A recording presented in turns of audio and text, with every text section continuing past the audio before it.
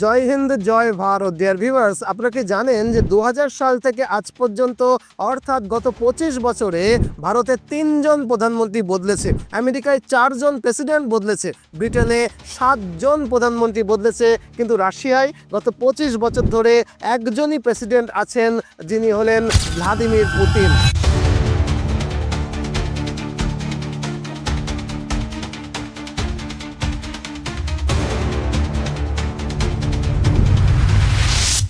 মানে রাশিয়ার যে যুবক আজ 25 বছরের, সে তার পুরো জীবনে শুধু একজনকেই প্রেসিডেন্ট হিসেবে দেখেছে, মানে পুতিনকে। আর শুধু তাই নয়, আগামী 10 বছর অর্থাৎ 2036 সাল পর্যন্ত পুতিনই রাশিয়ার প্রেসিডেন্ট হিসেবে থাকবেন, মানে নিশ্চিত 35 বছর। আর যদি ততদিন পুতিন বেঁচে থাকেন, তাহলে এটা শতভাগ নিশ্চিত যে পুতিনই রাশিয়ার ক্ষমতায় থাকবে। আর এর থেকেও বেশি চমকপ্রদ ব্যাপারটা কি জানেন? পুতিন এমন একজন প্রেসিডেন্ট যিনি রাশিয়ার নির্বাচনগুলোকে নিজের মতো করে প্রভাবিত করেন, বিরোধী রাজনৈতিক দলগুলোতে কার্যত নিষিদ্ধ করে রেখেছেন, পুরো মিডিয়াকে নিজের নিয়ন্ত্রণে নিয়ে এসেছেন, এমনকি সংবিধান পর্যন্ত সংশোধন করেছেন যাতে তিনি 2036 সাল পর্যন্ত ক্ষমতায় থাকতে পারেন। অথচ আশ্চর্যের বিষয় হলো, এই রকম একজন স্বৈরাচারী নেতা হলেও রাশিয়ার জনগণ পুতিনকে প্রবলভাবে সমর্থন করে। আন্তর্জাতিক এক জরিপে দেখা গেছে 18 থেকে 24 বছর বয়সী 84% রাশিয়ান তরুণ পুতিনকে পজিটিভলি দেখেন, এবং রাশিয়ার প্রায় 68% মানুষ মনে করেন যে পুতিনের নেতৃত্বে রাশিয়া সঠিক দিকেই এগোচ্ছে। আর তাই লাখ টাকার প্রশ্ন হলো যে পুতিন এমন কি জাদু করে রেখেছে যে রাশিয়ানরা পুতিন ছাড়া আর কাউকেই তাদের নেতা হিসাবে ভাবতেই চায় না। পুতিনের কাছে এমন কি ম্যাজিক্যাল স্ট্র্যাটেজি আছে যার মাধ্যমে তিনি পশ্চিমা দেশগুলোকে এমনকি হাঁটু মুড়ে বসতে বাধ্য করেছেন। একসময় রাজনীতির সঙ্গে দূর দূর যার কোনো সম্পর্কই ছিল না, সেই পুতিন কিভাবে রাশিয়ার প্রেসিডেন্ট হলেন, আর গত 25 বছর ধরে কিভাবে তিনি একা হাতে রাশিয়াকে চালাচ্ছেন, এই পুরো গল্পটাই আমরা জানবো আজকের এই এক্সক্লুসিভ ডকুমেন্টারি ভিডিওতে। তবে ভিডিওটা শুরু করার আগে একটু বলে নিই যে প্রেসিডেন্ট হওয়ার আগে ভ্লাদিমির পুতিন দীর্ঘ সময় ধরে সোভিয়েত ইউনিয়নের গোয়েন্দা সংস্থা কেজিবির এজেন্ট হিসাবে কাজ করে এসেছেন। আর কেজিবির ট্রেনিংয়ে শেখা 4টি অত্যন্ত গোপনীয় সিক্রেট স্ট্র্যাটেজি ব্যবহার করেই তিনি রাশিয়াতে একরকম স্বৈর শাসন প্রতিষ্ঠা করে ফেলেছেন। কিন্তু কি সেই গোপন 4টি স্ট্র্যাটেজি, কীভাবেই বা পুতিন কেজিবির সেই গোপন ফর্মুলা রাশিয়াতে ব্যবহার করছেন, জানবো আজকের এই ভিডিওটাতে। তো চলুন শুরু থেকে শুরু করি। দেখুন, 1999 সালে ভ্লাদিমির পুতিন রাশিয়ার প্রেসিডেন্ট হন, কিন্তু প্রশ্ন হলো পুতিনকেই কেন রাশিয়ার প্রেসিডেন্ট বানানো হয়েছিল? এর কারণ ছিল অত্যন্ত চমকপ্রদ। আর সেই চমকপ্রদ বিষয়টা বুঝতে হলে 1990 থেকে 2000 রাশিয়ার এই 10 বছরের সময়কালটাকে আমাদের ভালোভাবে বিশ্লেষণ করতে হবে। আমাদের জানতে হবে এই 10 বছরে রাশিয়ায় এমন কি রাজনৈতিক, অর্থনৈতিক, ভূরাজনৈতিক এবং সামাজিক ঝড় উঠেছিল, যার ফলে 1999 সালে পুতিন রাশিয়ার প্রেসিডেন্ট হয়ে গেলেন। বলা ভালো, তাকে প্রেসিডেন্ট বানানো হলো। আসলে ভারতের বিহারে একটা নির্দিষ্ট সময়কালকে যেমন জঙ্গল রাজ বলা হয়, তেমনি রাশিয়ায় 1990 থেকে 2000 এই 10 বছরকেও রাশিয়ার জঙ্গল রাজ বললে খুব একটা ভুল বলা হয় না। কেন? কারণ 1991 সালে রাশিয়ার প্রেসিডেন্ট হন বরিস ইয়েলৎসিন নামের একজন ব্যক্তি। কিন্তু এই প্রেসিডেন্ট এতটাই দুর্নীতিগ্রস্ত ছিলেন যে তিনি রাশিয়াকে প্রায় ধ্বংসের মুখে ফেলে দেন। তার আমলে দেশের অর্থনীতি প্রায় 40% পড়ে গিয়েছিল। অথচ ইয়েলৎসিন নিজের কিছু ধনী বন্ধুদের সুবিধা করে দেওয়ার জন্য এমন সব নীতি বানিয়েছিলেন যাতে দেশের ক্ষতি হয় হোক, কিন্তু তার ধনী বন্ধুদের যেন লাভ হয়। এমনকি তিনি প্রেসিডেন্ট হয়েও প্রকাশ্য মঞ্চে মদ্যপ অবস্থায় নাচানাচি পর্যন্ত করতেন। আর এই সব কারণে রাশিয়া জুড়ে তার ভাবমূর্তি সম্পূর্ণভাবে নষ্ট হয়ে গিয়েছিল। যাই হোক, আমরা তো জানি যে 1991 সালে তৎকালীন সোভিয়েত ইউনিয়ন 15টি দেশে ভেঙে যায়, যার একটি অংশ হিসাবে রাশিয়ার জন্ম হয়। আমরা এটাও জানি যে সোভিয়েত আমলে সব কিছুই সরকারের নিয়ন্ত্রণে ছিল, ফ্যাক্টরি, ইন্ডাস্ট্রি, প্রাকৃতিক সম্পদ সবই ছিল ছিল স্টেট ওন প্রপার্টি, কিন্তু সোভিয়েতের পতনের পর রাশিয়া পুঁজিবাদী অর্থনীতি গ্রহণ করে, যেখানে এই সম্পদগুলো বেসরকারি মালিকদের হাতে যেতে শুরু করে। আর সেই সুযোগে ইয়েলৎসিন দেশের বিশাল বিশাল সম্পদ প্রায় বিনা দামে তার ধনী বন্ধুদের কাছে একে একে বিক্রি করে দিতে শুরু করেন। উদাহরণ হিসাবে বরিস বেরেজোভস্কি নামে একজন বিলিয়নিয়ার মাত্র $10 কোটি সিডনেফট অয়েল নামে একটা কোম্পানি কিনে নেন, যার প্রকৃত মূল্য ছিল $300 কোটি। আর এক ধনী ব্যবসায়ী মিখাইল খদরভস্কি, রাশিয়ার অন্যতম ধনী ব্যক্তি তিনি ইউকশ অয়েল কোম্পানির 78% শেয়ার মাত্র $31 কোটি কিনে নেন, যার প্রকৃত মূল্য ছিল প্রায় $500 কোটি। এমনকি 1996 সালে নির্বাচনে প্রতিদ্বন্দ্বিতা করবার জন্য যখন ইয়েলৎসিন এর টাকার প্রয়োজন হয়, তখন তিনি দেশের 12টি রাষ্ট্রায়ত্ত কোম্পানির শেয়ারকে বন্ধক রেখে বিভিন্ন বিলিয়নিয়ারদের কাছ থেকে প্রায় $800 কোটি ঋণ নেন। অর্থাৎ 1990 থেকে 2000-এর মধ্যে রাশিয়া একদিকে রাজনৈতিক দুর্নীতি, অন্যদিকে অর্থনৈতিক লুটপাট, এই দুই মিলিয়ে রাশিয়া সম্পূর্ণভাবে অস্থিতিশীল হয়ে পড়েছিল। এতদিন যে মানুষেরা সারা জীবন সরকারি ফ্যাক্টরিতে কাজ করেছেন, হঠাৎ সেই ফ্যাক্টরিগুলো বেসরকারি মালিকদের হাতে চলে যাওয়ায় হাজার হাজার শ্রমিককে ছাঁটাই করা শুরু হলে কোটি কোটি রাশিয়ান মানুষ বেকার হয়ে পড়েছিল। মানুষের সঞ্চয় শেষ হয়ে যাচ্ছিল, আর মুদ্রাস্ফীতি 800% থেকে বেড়ে 1000% পর্যন্ত পৌঁছে গিয়েছিল। ভাবুন একবার, আজকের দিনে যদি মুদ্রাস্ফীতি 6 থেকে 7%ই বাড়ে, তাতেই আমাদের দেশের মানুষজনরা বিপদে পড়ে যায়। তাহলে একবার ভেবে দেখুন, যখন সেটা 1000% পর্যন্ত বেড়ে গিয়েছিল, তখন রাশিয়ার সাধারণ মানুষদের কী রকমের দুর্দশা হয়েছিল। এমন ভয়াবহ পরিস্থিতিতে মানুষের শেষ ভরসা থাকে সরকার। অথচ তখনকার রাশিয়ান সরকারকে কিছু মাফিয়া টাইপ লোকজন চালাচ্ছিল, যাদেরকে বলা হতো অলিগার্কস। এই অলিগার্কসরাই ছিল সেই লোকেরা যারা প্রাইভেটাইজেশনের সময় রাষ্ট্রের তেল, গ্যাস, খনি আর ফ্যাক্টরিগুলো অত্যন্ত কম দামে কিনে বিলিয়নিয়ার হয়ে গিয়েছিল। ফলে অবস্থাটা এমনটা তৈরি হয়ে গিয়েছিল যে একদিকে সাধারণ মানুষ খাবারের জন্য হাহাকার করছে, আর অন্যদিকে হাতে গোনা কয়েকজন মানুষ দেশের অর্ধেক সম্পদের মালিক হয়ে গিয়েছিল। আর রাশিয়ার এই অরাজক অবস্থায় সেই সময়কার ধনী অলিগার্করা ইয়েলৎসিন সরকারের নিয়ন্ত্রণ নেওয়া শুরু করলে সরকারের ওপরে রাশিয়ান জনগণের বিশ্বাস একেবারে ভেঙে পড়তে শুরু করে। এমনিতেই তাদের ছোটবেলা থেকে শেখানো হয়েছিল যে কমিউনিজমই সেরা ব্যবস্থা, সেখানে সবাই সমান। কিন্তু একদিন হঠাৎ বলে দেওয়া হলো, না, কমিউনিজম নয়, এখন থেকে ক্যাপিটালিজমই শ্রেষ্ঠ। এখন প্রত্যেককে নিজে উপার্জন করতে হবে। ফল কি হলো? গরিবরা আরও গরিব হয়ে গেল, আর ধনীরা আরও সুপার রিচ হয়ে উঠল। এভাবে 1998 সাল নাগাদ রাশিয়ার পরিস্থিতি এমন পর্যায়ে পৌঁছেছিল যে সরকারের কাছে সরকারি কর্মচারীদের বেতন দেওয়ার মতো অর্থ অবশিষ্ট ছিল না।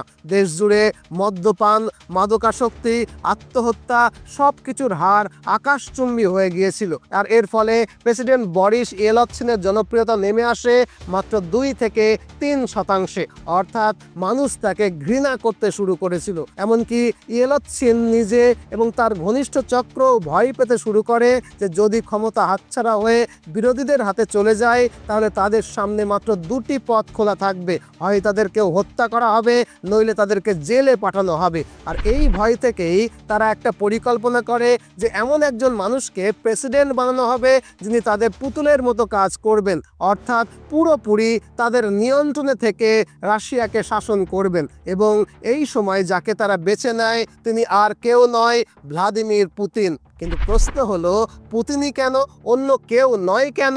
কারণ সেই সময় পুতিন ছিলেন রাশিয়ার তৎকালীন গোয়েন্দা সংস্থা এফএসবি, মানে ফেডারেল সিকিউরিটি সার্ভিসের প্রধান, যেটা ছিল সোভিয়েত ইউনিয়নের গোয়েন্দা সংস্থা কেজিবির উত্তরসূরি সংস্থা। এবং তখন পুতিন ইয়েলৎসিনের প্রতি অত্যন্ত অনুগত, অত্যন্ত বিশ্বস্ত ছিলেন। তাছাড়া পুতিন ছিলেন সম্পূর্ণ অচেনা মুখ, না তিনি রাজনীতিবিদ, না কোনো সেলিব্রিটি, না কোনো ধনী ব্যবসায়ী। তিনি ছিলেন কেবল একজন স্পাই, যাকে কয়েকজন আমলা ছাড়া আর কেউই চিনতেন না। আর ইয়েলৎসিনের ঠিক এরকমই একজনকে দরকার ছিল, যিনি সিস্টেমটা ভালো বোঝেন কিন্তু আলোচনার কেন্দ্রবিন্দু থেকে দূরে থাকেন, যাকে পুতুলের মতো ব্যবহার করা যাবে আর কি। তাই 1999 সালে ইয়েলৎসিন ঘোষণা করেন পুতিন হবেন রাশিয়ার অ্যাক্টিং প্রধানমন্ত্রী। এখন কল্পনা করুন, এক রাতের মধ্যে এমন একজন মানুষ যার নাম দেশের সাধারণ মানুষ কখনোই শোনেনি, হঠাৎ করে সে হয়ে গেল দেশের প্রধানমন্ত্রী। ফলে সরকারের ওপরে মানুষের বিশ্বাস যতটুকু অবশিষ্ট ছিল সেটাও ভেঙে পড়ল। ইয়েলৎসিন সরকারের ওপরে রাশিয়ার জনগণের বিশ্বাস তো আগেই উঠে গিয়েছিল, আর তারপরে যখন একদম অচেনা এক ব্যক্তিকে প্রধানমন্ত্রী ঘোষণা করা হলো তখন মানুষের অসন্তোষ আর বিভ্রান্তি আরও বেড়ে গিয়েছিল। আর সেই বছরেই অর্থাৎ 1999 সালে রাশিয়ায় প্রেসিডেন্ট নির্বাচন হওয়ার কথা ছিল। তাই পুতিন আর ইয়েলৎসিন দুজনেই জানতেন যে আগামী কয়েক মাসে যদি তারা নাটকীয় কিছু না করেন তাহলে তাদের ক্ষমতা হাতছাড়া হয়ে যাবে। আর সেটা আটকাতেই পুতিন এমন কিছু করলেন যা সারা দেশকে নাড়িয়ে দিল। যে পুতিন গতকাল পর্যন্ত একেবারে অচেনা মুখ ছিলেন, তিনি কয়েক সপ্তাহের মধ্যেই হয়ে উঠলেন রাশিয়ার ন্যাশনাল হিরো। কিন্তু ঘটনাটা ঠিক কী ঘটল? আসলে 4 সেপ্টেম্বর 1999 রাশিয়ার একটা শহর বুইনাকস্কেতে একটা অ্যাপার্টমেন্টে বোমা বিস্ফোরণ ঘটল, তাতে 64 জন মারা গেল। এর ঠিক 5 দিন পর অর্থাৎ 9 সেপ্টেম্বর মস্কোতে আর একটা বোমা বিস্ফোরণ ঘটল, সেখানে 9 তলা ভবন পুরোপুরি ধ্বংস হয়ে গেল আর 106 জন সেখানেই প্রাণ হারালো। এর ঠিক 4 দিন পরে 13 সেপ্টেম্বর আবার মস্কোতেই আর একটা অ্যাপার্টমেন্টে বিস্ফোরণ ঘটল, 119 জন মারা গেল। আর এর ঠিক 3 দিন পরে অর্থাৎ 16 সেপ্টেম্বর 1999 ভলগোদনস্ক নামের আর একটা শহরে আরও একটা অ্যাপার্টমেন্টে বিস্ফোরণ ঘটল, সেখানে 17 জন মারা গেল। আর এই ধারাবাহিক বিস্ফোরণে রাশিয়ার জনতার মধ্যে এক ধরনের ট্রমা তৈরি হয়ে গেল। সবাই ভয় পেতে শুরু করলো যে পরের বোমাটা আমার অ্যাপার্টমেন্টেই না ফেটে পড়ে। অর্থাৎ পুরো দেশ একেবারে চরম ভয়ে কাঁপতে শুরু করে দিয়েছিল। আর এই ধারাবাহিক বিস্ফোরণগুলোই রাশিয়ার রাজনীতিকে চিরদিনের মতো পাল্টে দেয় আর ভ্লাদিমির পুতিনকে এক অচেনা গুপ্তচর থেকে রাশিয়ার আয়রন ম্যানে পরিণত করে। কিন্তু কিভাবে? কারণ রাশিয়ার সেই চরম ভয়ের পরিবেশে 23 সেপ্টেম্বর 1999 পুতিন টিভিতে এসে বলেন যে এই বোমা বিস্ফোরণের ঘটনাগুলো চেচেন সন্ত্রাসবাদীরা ঘটিয়েছে। এখানে বলে রাখি যে চেচেনীয়রা ছিল রাশিয়ার রুশ অঞ্চলের একটা ছোট মুসলিম সংখ্যাগরিষ্ঠ এলাকা, যারা তখন স্বাধীনতা চাইছিল। পুতিন বললেন এই হামলাগুলো চেচেনরা করিয়েছে। সেই বক্তৃতায় তিনি আরও বললেন যে যারাই টেরর করে থাকুক না কেন, তারা যেখানেই থাকুক না কেন, তাদের ধরে আনবই এবং শেষ করে দেব। আর পুতিনের এই বিবৃতি রাতারাতি ভাইরাল হয়ে গেল। আর রাশিয়ার জনতা তখনকার সেই চরম ভয়ের মধ্যে পুতিনকে একজন শক্তিশালী, একজন নির্ভীক নেতা রূপে দেখতে শুরু করলো। সাইকোলজিক্যালি দেখলে যখন কোনো দেশ সম্পূর্ণ ধ্বংসপ্রায় অবস্থায় চলে আসে তখন মানুষ এমন একজন স্ট্রং ম্যানের সন্ধান করে যে তাদের নিরাপত্তা এবং স্থিতিশীলতার প্রতিশ্রুতি দিতে পারে। আর এখানে সেই স্ট্রং ম্যান হয়ে ওঠেন স্বয়ং ভ্লাদিমির পুতিন। আর এরপরে পুতিন যা করলেন তা ছিল তাৎক্ষণিক এবং তা ছিল দৃশ্যমান। তিনি রাশিয়ার মিলিটারিকে আদেশ দেন চেচেনিয়ায় প্রতিশোধ অভিযান চালানোর জন্যে। আর এর ফলে রুশ জনতার মধ্যে পুতিনকে নিয়ে যে ধারণা অলরেডি তৈরি হয়ে গিয়েছিল তা আরও দৃঢ় হয়ে গেল। তবে অনেক পরে তদন্তে উঠে এসেছিল যে এই একের পর এক বোমা বিস্ফোরণগুলো চেচেন সন্ত্রাসবাদীরা করেনি, বরং এগুলো আয়োজিত হয়েছিল রাশিয়ার গোয়েন্দা সংস্থা এফএসবির দ্বারা, যার প্রধান তখনও পুতিন নিজেই ছিলেন। বিষয়টা নিশ্চয়ই আশা করি আপনারা বুঝতে পেরেছেন। তবে এই ঘটনাটা সত্য বা মিথ্যা যাই হোক না কেন সেটা আলাদা ইস্যু, কিন্তু অ্যাপার্টমেন্টের এই বোমার ঘটনা এবং তার পরিপ্রেক্ষিতে পুতিনের পদক্ষেপ পুতিনকে রাতারাতি জাতীয় নায়কে পরিণত করেছিল। জনতার চোখে তিনি তখন রক্ষাকর্তা হয়ে দাঁড়িয়েছিলেন। ফলে তিনি ওই বছর প্রেসিডেন্টের নির্বাচনে জিতেও যান। আর এভাবে বহু বছরের উথাল পাতালের পর রাশিয়া নতুন একজন রাষ্ট্রনায়ককে পান, যিনি আর কেউ নন, ভ্লাদিমির পুতিন। যাই হোক, ক্ষমতায় বসার পর পুতিন অনুভব করেন যে রাশিয়াকে পুনর্গঠিত করতে হলে রাশিয়াতে সবার আগে একটা স্থিতিশীল সরকারকে আনতে হবে। আর তাই তিনি প্রথমেই পরিকল্পনা করেন যে কিভাবে দীর্ঘ সময় ধরে রাশিয়া রাশিয়ার ক্ষমতায় থাকা যায় এবং রাশিয়াকে পুনর্গঠিত করা যায়। আর এই জন্যই তিনি জীবনভর পূর্বতন সোভিয়েত রাশিয়ার গুপ্তচর সংস্থা কেজিবির গুপ্তচর হিসেবে কাজ করার সময় যে যে শিক্ষা লাভ করেছিলেন সেগুলোকে একে একে রাশিয়ার রাজনীতিতে প্রয়োগ করতে শুরু করেন। আর তাই প্রথমেই 1999 সালে ক্ষমতায় আসার পরই পুতিন সিলোভিক নেটওয়ার্ক নামের একটা শক্তিশালী গোষ্ঠী গঠন করেন, যে সিলোভিক নেটওয়ার্কে তিনি মূলত প্রাক্তন কেজিবি অফিসার, সামরিক জেনারেল এবং বিভিন্ন নিরাপত্তা সংস্থার কর্মকর্তাদের অন্তর্ভুক্ত করেছিলেন। যেহেতু পুতিন নিজেই একজন প্রাক্তন কেজিবি অফিসার ছিলেন, তাই তিনি তার পুরনো সহকর্মীদেরই বড় বড় সরকারি এবং কর্পোরেট পদে বসিয়ে দেন, যাদের ওপর তিনি অন্ধভাবে বিশ্বাস করতে পারতেন এবং যারা তার প্রতি শতভাগ অনুগত ছিল। যেমন তার এক ঘনিষ্ঠ অফিসার ইগর সেচিনকে তিনি বানালেন রাশিয়ার বৃহত্তম তেল কোম্পানি রসনেফটের প্রধান। আর একজন নিকোলাই পাকটুসেভকে বানানো হলো রাশিয়ার গোয়েন্দা সংস্থা এফএসবির প্রধান। আর একজন সের্গেই ইভানোভাকে বানানো হলো রাশিয়ার প্রতিরক্ষা মন্ত্রী। এভাবে পুতিন তার বিশ্বস্ত এবং অনুগত লোকদের প্রশাসনের গুরুত্বপূর্ণ পদে বসিয়ে দেন, যাতে রাশিয়ার তৎকালীন অস্থির পরিস্থিতিতে কেউ তাকে ক্ষমতাচ্যুত করতে না পারে। এভাবে 2003 সালের মধ্যেই পুতিনের সরকারের মন্ত্রী, গভর্নর, রাষ্ট্রায়ত্ত সংস্থার প্রধান, প্রশাসনের শীর্ষ পদাধিকারীদের মধ্যে প্রায় 70 থেকে 80% মানুষই এই সিলোভিক নেটওয়ার্ক থেকে নিযুক্ত হতে শুরু করলো। অর্থাৎ সহজ কথায় বলা যায়, পুতিনের আমলে রাশিয়াকে রাজনীতিবিদরা নয় বরং প্রাক্তন কেজিবি অফিসার এবং নিরাপত্তা সংস্থার সদস্যরা চালাচ্ছিলেন। মানে দেশের যে কোনো ছোট বড় সিদ্ধান্ত গ্রহণ, সম্পদ বন্টন, বিরোধীদেরকে নিয়ন্ত্রণ, প্রায় প্রতিটি ক্ষেত্রেই এই নেটওয়ার্কের প্রবল প্রভাব তৈরি হয়ে যায়। আর এই কারণেই আজও বলা হয় যে রাশিয়ায় গণতন্ত্র কেবল কাগজে কলমে আছে, বাস্তবে রাশিয়ার সব ক্ষমতা রয়েছে পুতিন এবং তার এই সিলোভিক নেটওয়ার্কের হাতে। আর এই নেটওয়ার্ককে ব্যবহার করেই পুতিন তার কেজিবির প্রশিক্ষণের সময় শেখা 4টি গুরুত্বপূর্ণ কৌশল রাজনীতিতে প্রয়োগ করেন, যার ফলে রাশিয়ার যে কোনো ব্যবসায়ী, রাজনীতিক, মিডিয়া প্রতিষ্ঠান তার বিরুদ্ধে দাঁড়াতে না পারে। কিন্তু কি সেই 4টি গোপন গোয়েন্দা ট্যাকটিক্স? চলুন এখন আমরা একে একে পুতিনের সেই 4টি ট্যাকটিক্স বা স্ট্র্যাটেজিকে বিশ্লেষণ করে দেখি। পুতিনের প্রথম ট্যাকটিক ছিল অ্যাক্টিভ মেজার্স বা সক্রিয় পদক্ষেপ। আসলে পূর্বতন সোভিয়েত রাশিয়ার বিখ্যাত গোয়েন্দা সংস্থা কেজিবির প্রশিক্ষণে অ্যাক্টিভ মেজার্স নামে একটা গুরুত্বপূর্ণ অধ্যায় ছিল, যেখানে শেখানো হতো ভুল তথ্য বা মিস ইনফরমেশন, প্রভাব বিস্তার বা ম্যানিপুলেশন, ব্ল্যাকমেল এবং চাপ সৃষ্টির কৌশল বা প্রেশার ট্যাকটিক্সকে একসাথে ব্যবহার করে কিভাবে প্রতিপক্ষকে এমন অবস্থায় আনা যায় যাতে সে নিজের অজান্তেই আপনার ইচ্ছে মতো আচরণ করতে শুরু করে। পুতিন তার সেই অ্যাক্টিভ মেজার্স কৌশলকেই রাশিয়ার রাজনীতিতে প্রয়োগ করতে শুরু করেন। যেমন 1999 সালের আগে রাশিয়ার কিছু বড় স্বাধীন সংবাদ মাধ্যম ছিল, যেমন এনটিভি, TV6, ORT, যেগুলো সরকার বিরোধী সংবাদ এবং সমালোচনামূলক বিশ্লেষণকে প্রচার করত। এই সব চ্যানেলগুলোকে চুপ করাতে পুতিন তার অ্যাক্টিভ মেজার স্ট্র্যাটেজিকে প্রথম ব্যবহার করতে শুরু করেন। কি করেন তিনি?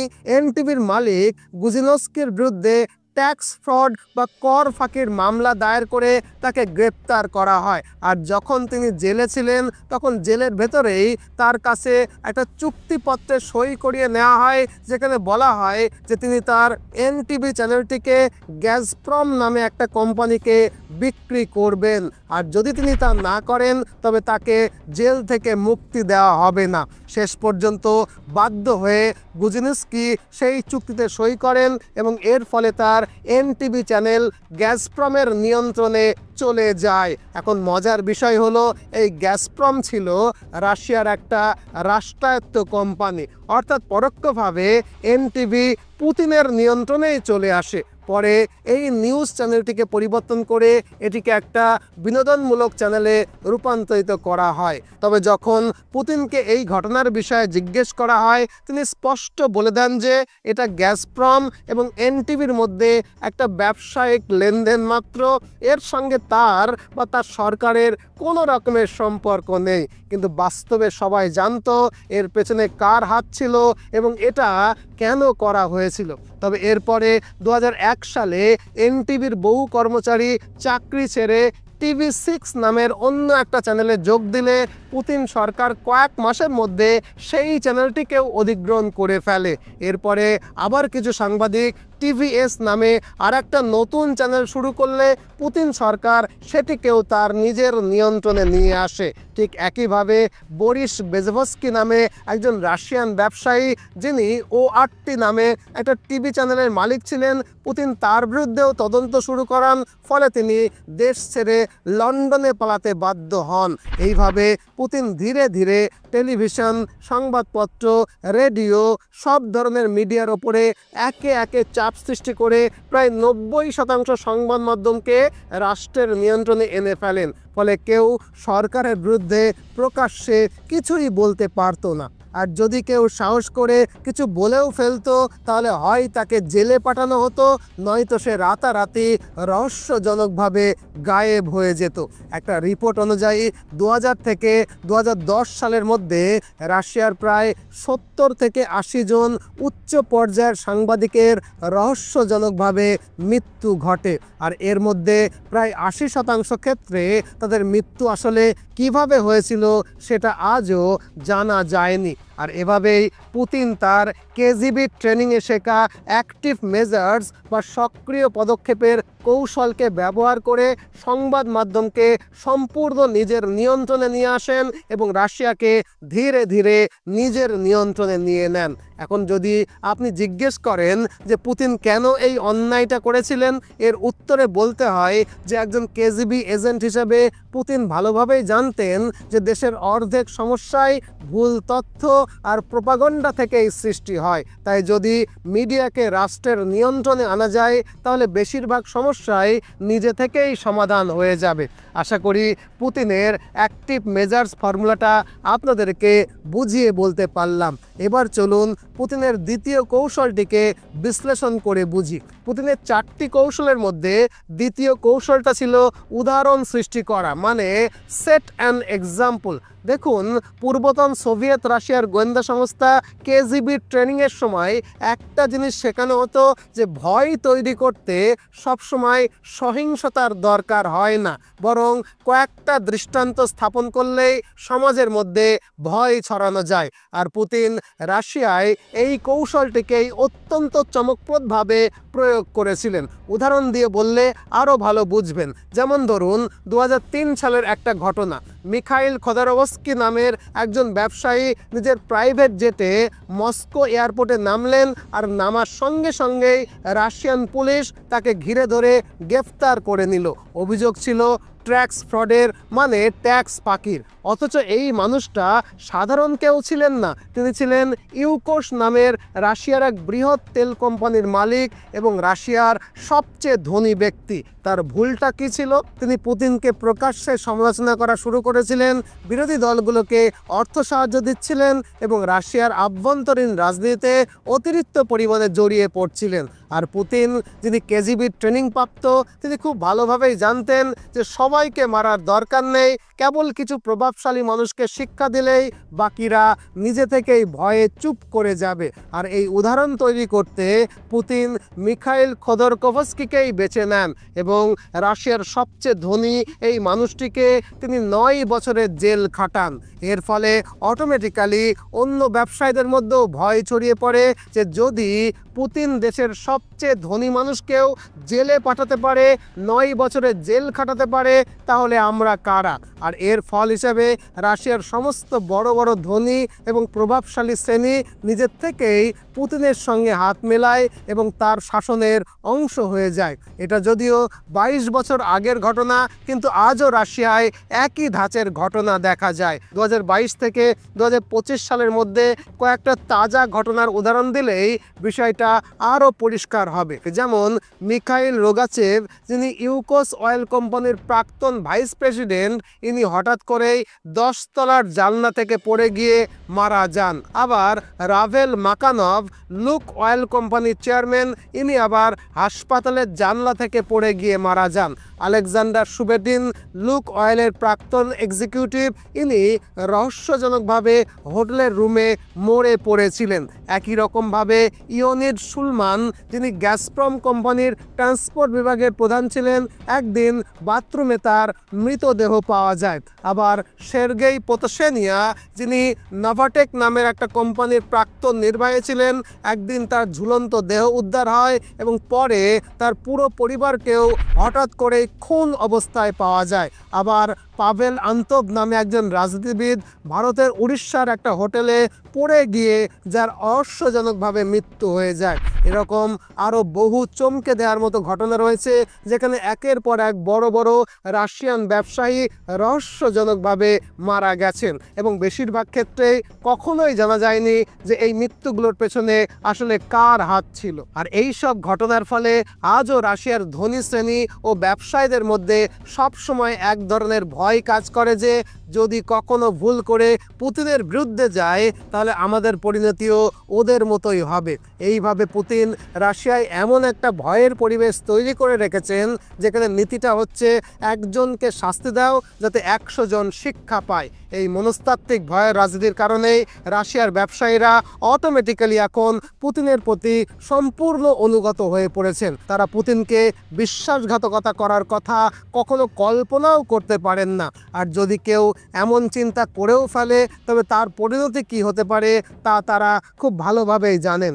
এই কারণেই রাশিয়ার অর্থনীতি ও রাজনীতি কখনোই আলাদা নয়, বরং সবসময়ই এরা একসঙ্গেই চলে। আর এর প্রত্যক্ষ ফল হিসাবে রাশিয়া খুব দ্রুত গতিতে উন্নতিও করছে। এবার আসি পুতিনের তৃতীয় কৌশল, যার নাম কম্প্রোম্যাট ফাইলস। প্রথমেই বোঝা যাক এই কম্প্রোম্যাট ফাইলস জিনিসটা আসলে কি। আসলে সোভিয়েতের গোয়েন্দা সংস্থা কেজিবিতে একটা খুব বিখ্যাত লাইন ছিল, এভরিওয়ান হ্যাজ আ ফাইল, অর্থাৎ প্রত্যেক মানুষেরই একটা ফাইল আছে। আর এই এক লাইনের মধ্যেই পুতিনের পুরো রাজনৈতিক রহস্য লুকিয়ে আছে। আর এখানে কম্প্রোম্যাটস শব্দের আক্ষরিক অর্থ হলো কম্প্রোমাইজিং মেটেরিয়াল, অর্থাৎ কারো বিরুদ্ধে এমন ব্যক্তিগত বা গোপন তথ্য সংগ্রহ করা যা ব্যবহার করে তাকে মানসিকভাবে ব্ল্যাকমেল করা যায় অথবা নিজের ইচ্ছে মতো কাজ করানো যায় তাকে দিয়ে। শীতল যুদ্ধের সময় কেজিবি এজেন্টদের একটা গোপন নির্দেশিকা বা সিক্রেট ম্যানুয়াল ছিল, যেখানে শেখানো হতো কিভাবে শত্রু দেশ বা প্রতিদ্বন্দ্বী নেতার বিরুদ্ধে একটা কম্প্রোমাইজ ফাইল তৈরি করতে হয়। উদাহরণস্বরূপ, যদি কোনো পশ্চিমা কূটনৈতিক ওয়েস্টার্ন ডিপ্লোম্যাট মস্কোতে আসেন তবে তার হোটেলের রুমে গোপনে মাইক্রোফোন বসানো হতো, লুকোনো ক্যামেরা স্থাপন করা হতো এবং যদি তিনি কোনো বিতর্কিত মিটিং করতেন তবে তা গোপনে ভিডিও করা হতো। পরে সেই ভিডিওটি কূটনৈতিকের কাছে পাঠিয়ে দেওয়া হতো এবং সঙ্গে একটা বন্ধুত্বপূর্ণ সতর্কবার্তা যোগ করা থাকতো, হয় আমাদেরকে সহযোগিতা করুন, না হলে এই টেপ আমরা প্রকাশ করে দেব। বিষয়টি নিশ্চয়ই বুঝতে পারলেন আশা করি।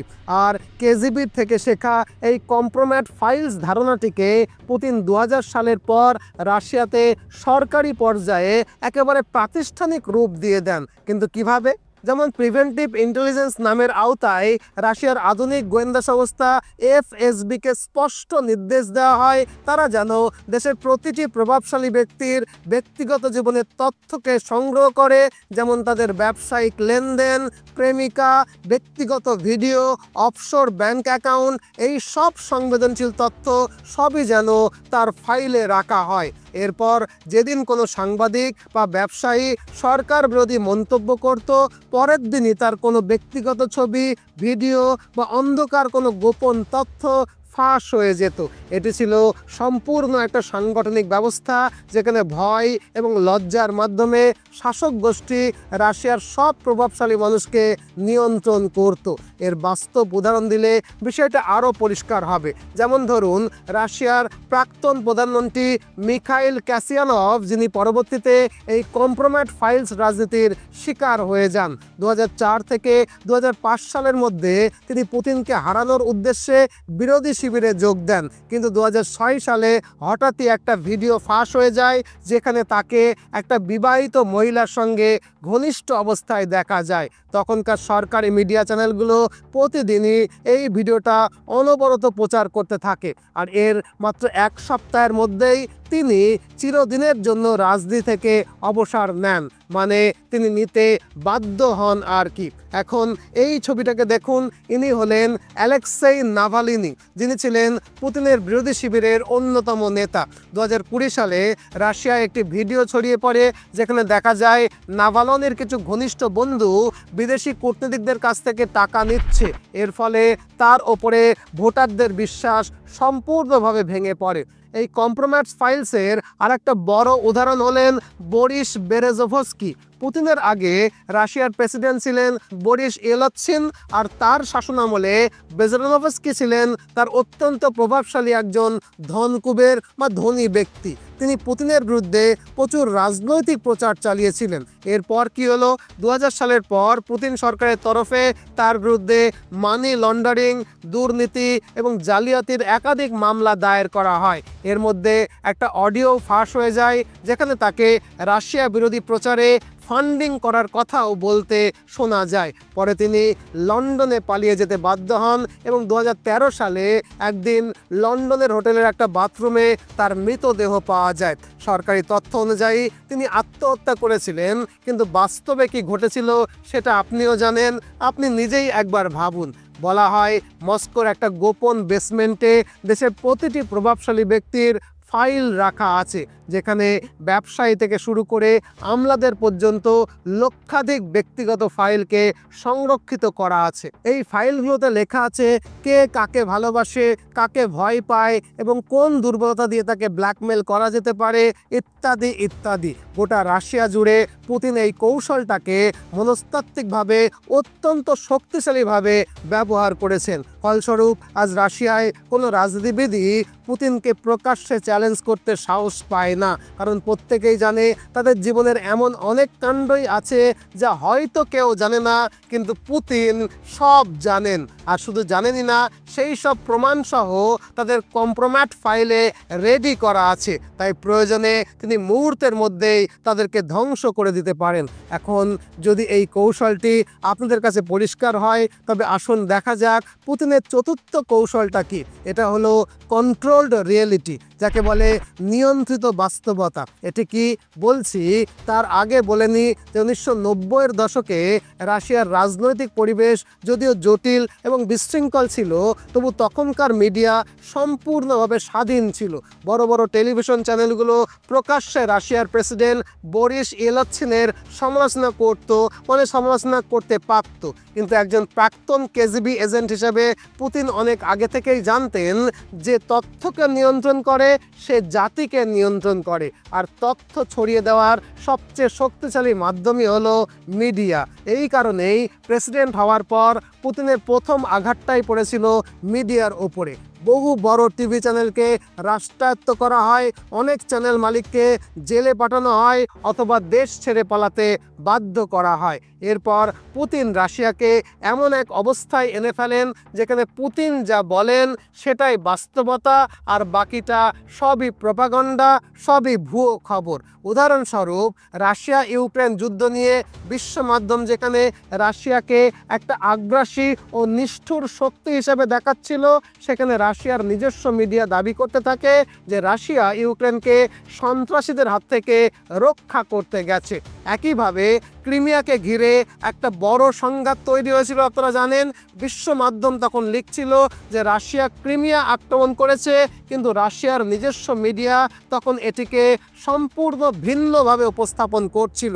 তারা বলছিল ক্রিমিয়ার প্রত্যাবর্তন ঘটছে। অর্থাৎ আপনি সহজেই বুঝতে পারছেন যে শুধু কয়েকটা শব্দ পাল্টে বাক্যের গঠন ঘুরিয়ে বাস্তবতাকে কিভাবে বদলে দেওয়া যায়। এই কৌশলটাকেই গোয়েন্দা সংস্থার পরিভাষায় বলা হয় কন্ট্রোলড রিয়েলিটি, মানে নিয়ন্ত্রিত বাস্তবতা। মানে কোনো একটা বিষয়কে আপনি যেমন দেখাতে চাইছেন বাস্তবে সবাই সেটিকে তেমনই দেখবেন, মানে তেমনই দেখতে বাধ্য হবেন।